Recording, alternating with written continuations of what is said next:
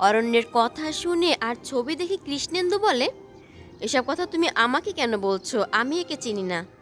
অরণ্য তখন বলে, ও আচ্ছা, তুমি একে চেনো না? তাহলে ঠিক আছে। তুমি যদি একে না চিনে থাকো আর শর্ত যদি না মেনে থাকো, তাহলে আমি একে পুলিশে ধরিয়ে দেই। একে তো পুলিশ খুঁজছে এমনিতেই। কৃষ্ণেন্দু তখন বলে, তোমার যা খুশি তুমি তাই করো। এই বলে কৃষ্ণেন্দু সেখান থেকে চলে যায়। আর অরণ্য তখন মনে মনে ভাবতে থাকে, সময় হলে তুমি সবই ঠিক চিনতে পারবে। এ যে তোমার কি হয় তাও তুমি ঠিক স্বীকার করে নেবে, আর আমার শর্ত মেনে নিতেও বাধ্য হবে। অপর সিনে দেখা যায় অর্ক আর হ্যারি মিলে যে বেবিটাকে অফিসে পেয়েছিল তার বাবা মা এসে পড়েছে।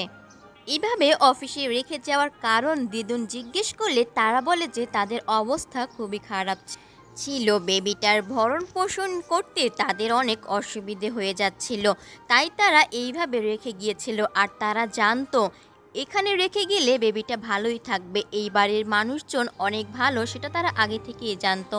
তাই তারা ওই সময় এমনটি করতে বাধ্য হয়েছিল, কিন্তু এখন আর বেবিকে ছাড়া তারা থাকতে পারছিল না। তাই তারা বেবিটাকে নিতে এসেছে। তারা বেবিটাকে নিয়ে চলে যায় সবাইকে ধন্যবাদ জানিয়ে। এদিকে অর্ক বলে, আচ্ছা, গৌরী আর হ্যারি দুইজনে মিলেই তো বেবিটার দেখাশোনা করেছে, ওকে ভালো রেখেছে। এত বড় একটা কাজ একত্রে করেছে দুইজনে, তাই আমি ভাবলাম আমাদেরও ওদের জন্য কিছু করা উচিত। এরপর অর্ক জানায়, হ্যারি আর গৌরী একে অপরকে পছন্দ করে। যদি বাড়ির কারো অমত না থাকে তাহলে তাদের বিয়েটা এই বাড়িতে দিয়ে দেওয়া হবে।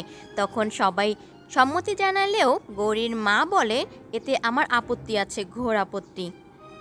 তখন দিদুন জিজ্ঞেস করে, কেন, এতে আপত্তি থাকার কি আছে?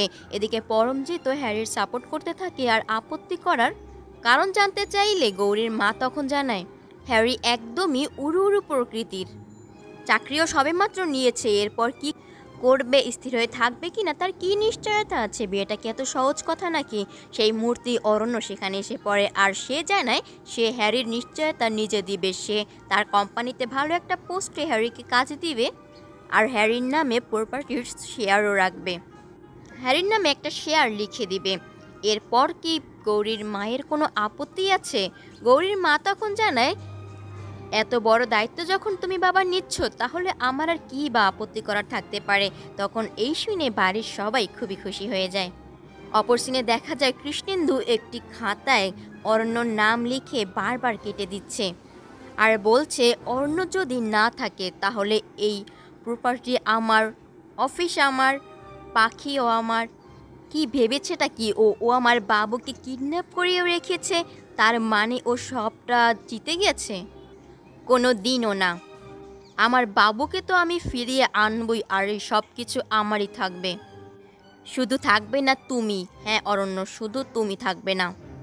এর পরের সিনে দেখা যায় সেই প্রিয় জুটি অনুষ্ঠানের আজকে দ্বিতীয় দিন। আজকের খেলা হবে, প্রত্যেক বউরা তাদের স্বামীর জন্য পায়েস রান্না করবে। তারপর একসাথে সবার পায়েস রাখা হবে। প্রত্যেক স্বামীদের চিনে নিতে হবে তাদের বউয়ের রান্না কোনটা। এরপর সবাই পায়েস রান্না করতে চলে যায়। এদিকে পাখি, অরণ্যক পাখিকে কৃষ্ণেন্দুর ব্যাপারে কি প্ল্যান করছে সেটা না জানানোর কারণে সে খুব রেগেছিল অরণ্যর উপর। তাই অরণ্যর সাথে কথা না বলে কাগজে লিখে দিচ্ছিল সে অরণ্যর সাথে কথা বলতে চায় না, আর পায়েস সে কীভাবে বানাবে আর এই রাউন্ডটা সে কিভাবে জিতবে। কারণ অরণ্যর তো ডায়াবেটিস, সে তো পায়েস খেতে পারবে না। এখানে তো সে চাইলেই চিনি ছাড়া পায়েস রাখতে পারবে না। অর্ণ তখন জানায়, একদিন খেলে কিছুই অসুবিধা হবে না, আর অল্প একটুই তো খাবে, আর যদি হয় পাখি রাতের রান্না কী বা হবে। আর এরই মাঝে শেষ হয়ে যায় 547 নম্বর এপিসোড। এর পরবর্তী এপিসোড 548 নম্বর এপিসোডে আমরা দেখতে পাই সবারই পায়েস রান্না হয়ে গেছে, কিন্তু এদিকে পাখি জাফরানটা খুঁজে পাচ্ছিল না দেখে সেটা আনতে চলে যায়। অপরদিকে অনু অসুস্থ থাকায় তার রান্না এখনো হয়নি।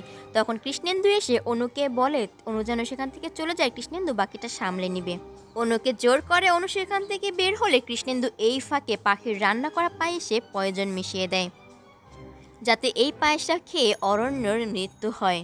আর এদিকে অরণ্য দূর থেকে দাঁড়িয়ে কৃষ্ণেন্দু এইভাবে পয়জন মেশাচ্ছে সেটা দেখে ফেলে, কিন্তু অরণ্য কোনো কথা না বলে সেখানেই চুপ করে দাঁড়িয়ে দেখতে থাকে। কৃষ্ণেন্দু সেখান থেকে যাওয়া মাত্রই অরণ্য সেই পায়েসটা ডাস্টবিনে ফেলে দেয়। এরপর পাখি সেখানে আসলে অরণ্য পাখিকে জানায় পাখি বোধহয় এই রাউন্ডে জিততে পারবে না, পার্টিসিপেটও করতে পারবে না। পাখি কোনো কথা না বলে সেখান থেকে চলে যেতে নিলে অর্ণ তখন বলে, কৃষ্ণেন্দু তোমার পায়েসে পয়জন মিশিয়ে দিয়েছে, তাহলে তুমি কি চাও আমি ওটা খেয়ে এবার মরে যাই? তখনই পাখি বলে, কি পয়জন মিশিয়েছে কৃষ্ণেন্দু বাবু? এই ভেবেই সে ভয় পেয়ে যায় আর এসে অরণ্যকে জড়িয়ে ধরে। পাখি বলে, আর ওই পায়েসটা যদি আপনি না দেখতেন বিষ মেশাতে আর আপনি যদি সেটা খেয়ে ফেলতেন কি যে হতো? অর্ণ তখন বলে, থাক বাদ দাও, এই রাউন্ড আর তুমি জিততে পারবে না। পাখি তখন বলে, না আমি তো এই রাউন্ডে জিততেই চাই, আমি প্রত্যেকটা রাউন্ডেই জিততে চাই, আমি এই রাউন্ডে ঠিকই জিতবো। অর্ণ তখন বলে, তাহলে আমাকে সেই পয়জন মেশানো পায়েস বুঝি খাওয়াবে? পাখি কোনো কথা না বলে কিচেনে গিয়ে তাড়াতাড়ি করে আবার পায়েস রান্না শুরু করে দেয়। এদিকে হরি কাকা গিয়ে সবার পায়েস নিয়ে আসে। এরপর সবার শেষ হলেও আনা, কিন্তু পাখিরটা বাকি ছিল। হাতে মাত্র 1 মিনিট সময় ছিল, আর এই 1 মিনিটের মধ্যেই পাখি তার পায়েসটি নিয়ে হাজির হয়ে যায়।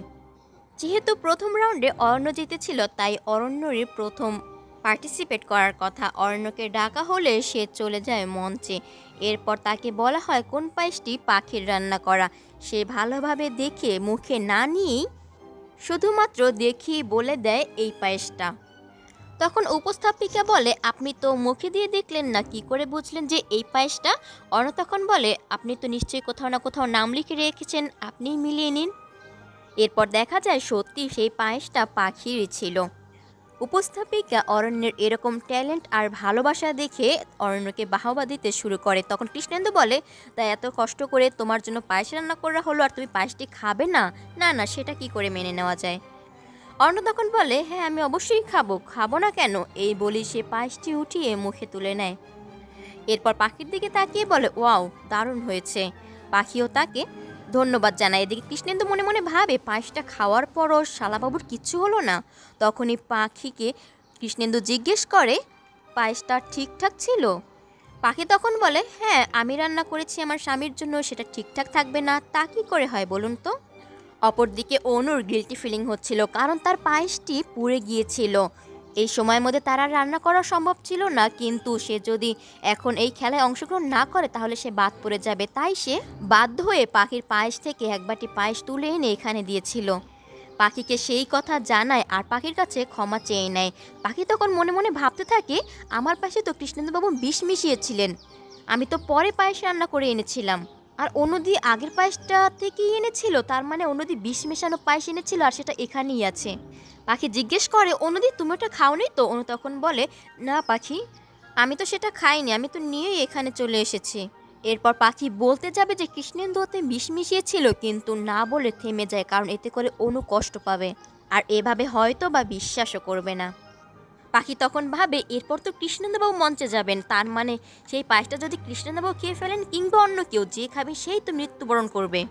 তো কি ঘটতে চলেছে এরপর পরবর্তী এপিসোডগুলি ধারাবাহিকভাবে শেষ অবধি সবার আগে পেতে অবশ্যই আমার চ্যানেলটি সাবস্ক্রাইব করে রাখুন। আর হ্যাঁ, ভিডিওতে লাইক কমেন্ট করতে ভুলবেন না। সকলকে অসংখ্য ধন্যবাদ।